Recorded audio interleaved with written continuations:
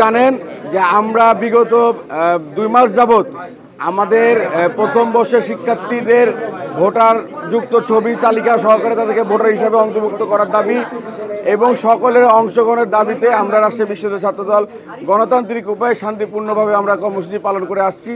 গতকালকেও আমাদের প্রোগ্রাম ছিল রাকসু কোষাধ্যক্ষ ভবনের সামনে আমাদের অবস্থান কর্মসূচি, আজকেও আমাদের অবস্থান কর্মসূচি। গতকালকে আমরা শুনতে পেরেছি যে আমাদের বিশ্ববিদ্যালয়ের উপাচার্য সালেহ হাসান নকিব এবং তার 2 উপাচার্য সহকারে রাজশাহী বিশ্ববিদ্যালয় প্রশাসনে যারা রয়েছে তারা আগে অতীতে আমতলাতে চায়ের টাকার বিল দেওয়ার ভয়ে তারা পালিয়ে বেড়াতো। সেই উপাচার্য 3টি সংগঠন শিবির সহ তার বানানো 2টি সংগঠনকে 5 লাখ করে 15 লক্ষ টাকা দেওয়া প্রদান করা হয়েছে যে ছাত্র দলের গায়ে হামলা করতে হবে। সেই হামলার ভিত্তিতে আমাদের 10 জন নেতাকর্মী মেডিকেলে ভর্তি রয়েছে, আমাদের নারী বোনদেরকে হেনস্থা করা হয়েছে। তারই প্রতিবাদে এবং প্রথম বর্ষ শিক্ষার্থীদেরকে অনতিবিলম্বে আমাদের রাকসু নির্বাচনে তাদেরকে ভোটের অধিকারটা ফেরত দিতে হবে। কেন এটি তাদের গণতান্ত্রিক অধিকার, এটি তাদের মৌলিক অধিকার। সেই অধিকার বঞ্চিত করার ক্ষমতা রাজশাহী বিশ্ববিদ্যালয় প্রশাসনের নেই। অথচ এই বিশ্ববিদ্যালয় প্রশাসন একটি সহজ দাবি প্রথম বছর 4000 শিক্ষার্থীদেরকে ভোটার তালিকা অন্তর্ভুক্ত করা এবং সকলের অংশগ্রহণ নিশ্চিত করা, এই 2টি দাবি মেনে নিতে সমস্যা কোথায়? এই 2টি দাবি মেনে নিতে ভয় কোথায়?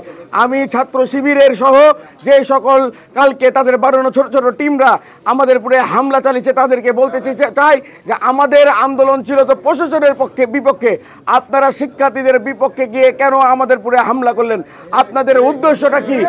আপনারা কি প্রথম বর্ষের শিক্ষার্থীদের কি তাদেরকে প্রতিনিধিত্ব করেন না? আপনারা রাজশাহী বিশ্ববিদ্যালয়ের শিক্ষার্থীদেরকে কি প্রতিনিধিত্ব করেন না?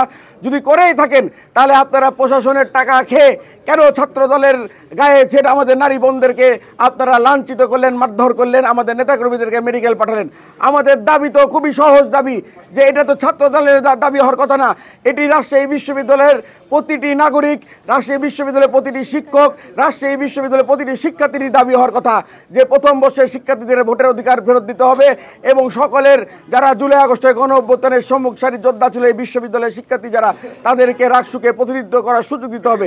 এই দাবি কি কোনো অন্যায় দাবি? আমরা নির্বাচন রাকসুতে অংশগ্রহণ করব।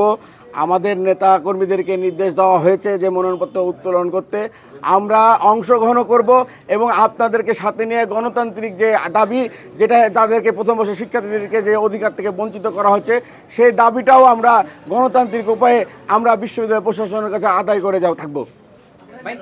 কালকে আপনারা জানেন যে আমাদের পুরো হামলা করার পরও বিশ্ববিদ্যালয় নির্বাচন কমিশনগণরা আমাদেরকে আলোচনার জন্য আমাদেরকে ডাকে।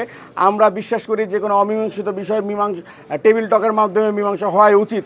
সেই পরিপ্রেক্ষিতে আমরা সিনেট ভবনে আমাদের ছাত্রদলের সুপার 5 প্রতিনিধিগণ আমরা প্রবেশ করে দেখি যে সেখানে ন্যূনতম আলোচনা করার মতন পরিবেশ নেই। ছাত্র শিবিরের নেতাকর্মীরা বিভিন্ন বাজে স্লোগান দেওয়া শুরু থেকে ইত্যাদি বাজে আচরণ করছে।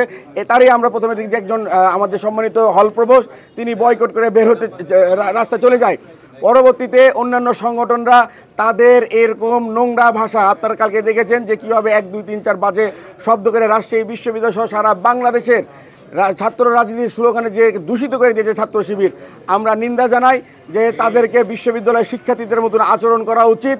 এরকম নোংরা ভাষা তারা ইসলামের কথা বলে কিন্তু ইসলামের নাম ব্যবহার করে এইভাবে অশালীন গালিগালাজ করা, তারা কোন ভদ্রমায়ের সন্তান? আমাদের এই নিয়ে প্রশ্ন জাগে। আমরা চাই তারা বিশ্ববিদ্যালয়ের শিক্ষার্থী, তারা ইসলামকে ব্যবহার করে যেহেতু রাজনীতি করে, তারা সুন্দর স্লোগানে শিক্ষার্থীদের মতন আচরণ করা, তাদের দায়িত্বশীল আচরণ করা আমরা তাদের কাছে প্রত্যাশা করি। আপনারা লক্ষ্য করে দেখবেন যে বিশ্ববিদ্যালয়ে ছাত্র আসলে আমি আবারও আমার যে অবস্থান কমিশনের যে অবস্থান সেটি আমি পুনর্ব্যক্ত করতে চাই। কারণ 35 বছর পর রাকসু হতে যাচ্ছে, এটি চ্যালেঞ্জিং, নিঃসন্দেহে চ্যালেঞ্জিং। এবং আমরা যে আমাদের আইনের মধ্যে থেকে, নীতিমালার মধ্যে থেকে, অর্ডিন্যান্সের মধ্যে থেকে রাকসু নির্বাচনটা করতে যাচ্ছি, এর চ্যালেঞ্জগুলোর মধ্যে সবগুলো যে আমরা পরিপূর্ণ করতে পারছি তা নয়। এরকম দাবি দেওয়া থাকবে বলেই আমরা আমাদের যতদূর সম্ভব তফসিলের মধ্যে পুনঃ তফসিলীকরণ, তফসিলের মধ্যে ডেটকে আবার অ্যাডজাস্ট করা, এই বিষয়গুলো আমরা কিন্তু করে যাচ্ছি। এবং এটি আমি মনে করি না যে এটি কোনো নেগেটিভ বিষয়, কারণ আমরা চেষ্টা করছি রাকসুটা একটা যেন সফল রাকসু হয়।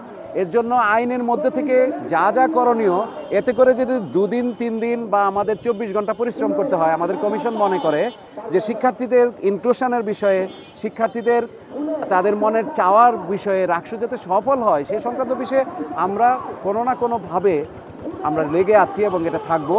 এবং আজকে যে সকল দাবি দাওয়াগুলো আসছে আইনের মধ্যে যেগুলো আসবে আমরা অ্যাড্রেস করার চেষ্টা করব। এবং আমরা কমিশন আমরা উদার, এবং কমিশন সব সময় 24 ঘন্টা আমরা তাদের কথা শোনার চেষ্টা করছি। এবং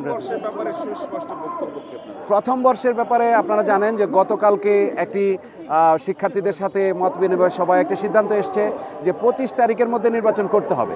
এ বিষয়ে আমাদেরকে তারা কোনো ছাড় দিবেন না। এবং কমিশনও মনে করে কোনো কারণে যদি 25 তারিখের বাইরে যেতে হয় তাহলে এই কমিশন কাজ করতে পারবে কিনা সেই বিষয়েও আমরা সন্দেহ প্রকাশ করছি। শুধুমাত্র একটি বিষয়, 24 এবং 2025-এর যে শিক্ষার্থীরা আছে তারা যেহেতু ভর্তি কার্যক্রম এখনো চলছে, প্রশাসন